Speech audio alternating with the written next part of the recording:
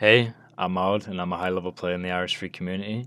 I've been a part of the high level community for many years now, with my main achievements in PVM being multiple world records in Solk and AOD, obtaining the Vitosu title, if that's how you say it, and the true Animaster tag in the PVME Discord, and I have done basically every boss in this game to a really high level.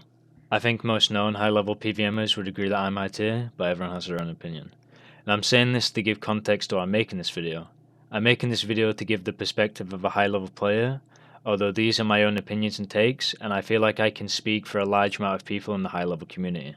This video is mainly going to be focused on the crit buff changes that were made recently, which is that crit buffs are now style specific to combat styles. For example, after Tsunami, crits will not generate extra adrenaline if done with melee. The other point is why I think applying Necro's ideology to the rest of the game can go very wrong if done incorrectly. First of all, I want to go over why I think cross-style crit buffing is a good thing and made it fun for so many. A big part of the fun was the variation in the rotations and having to improvise based on adrenaline gain from crits, but as most people know, that variation even with this is still minimal in high-level teams. But I still think there's something fun about changing around some abilities for either more damage or more efficient uses of your adrenaline to make your rotations more consistent or higher damage. And I feel like learning this was a good form of skill expression and gives a better understanding of the game with lots of practical uses. I've done a lot of PVM going for world records with the best teams in the game, but I've also done a lot of casual PVMs with close friends of mine. When it comes to world record teams, I know what everyone's doing, so I can plan my rotations accordingly, and this skill might not get used as much. However, on the casual teams, I don't know what everyone's doing, and I have to rely on my game knowledge to make rotations on the fly, and I think that's fun. And I'm not going to say this is like no longer going to be a thing, but I feel like it's an enjoyable layer of skill expression that I'm going to be sad to see go. Another thing I liked was how consistent you can upkeep this buff. I think a great example is me and my team's 242 Solag. Throughout the whole kill, I wasn't in crit buff for like 5 seconds, and the time I was out of it, it didn't make much difference if I had it or not. And I feel like planning optimal rotations around this just makes the game more interesting all around. And tying into that point, I also think it's good to allow for hybrid to be more optimal. And I think it's a good meta. I think it's a way of incentivizing hybrid without making it feel necessary. And I truly believe giving people more tools and different ways to play the game is a good thing. That way, everyone can figure out the playstyle that best fits them and enjoy the game better.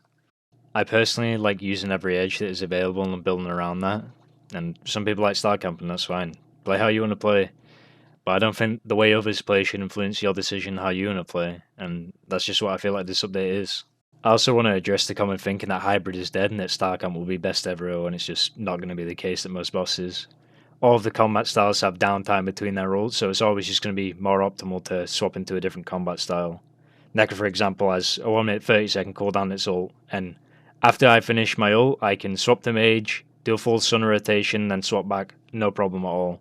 Moving on, I think that this update was aimed at trying to make the game more accessible for early game players, even though this doesn't affect the early game players at all. Their biggest issue is getting into it in general, so how does changing the skill ceiling help?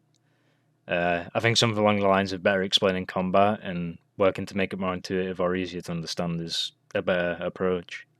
And Mod Ryan even said himself in quotes, trying to bring the combat floor up, and I don't think you should do that by bringing the ceiling down. And I'm also going to assume he meant to say lower the skill floor. I think having a higher skill ceiling allows for something for people to work towards, and if they don't want to and they're happy where they are, that's fine also. But with the removal of Chinsend, cross-style crit buff, and then possibly Stalin coming next, I feel like we're just going in the wrong direction. And I understand that Chinsend and Stalin don't make intuitive sense and are technically bugs, but I think a better alternative is making them, intuitive. For example, explaining how Stalin works in the Combat Academy, then explaining how to release it with a new Constitution ability. I think it would just be way better than straight up removing them.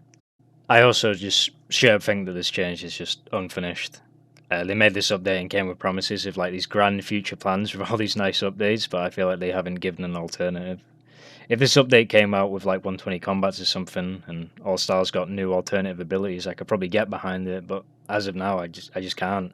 The game just got put into a boiling state, and I feel like Necro's ideology has been applied to other combat styles without the alternative to back it up or dev time to keep an eye on everything.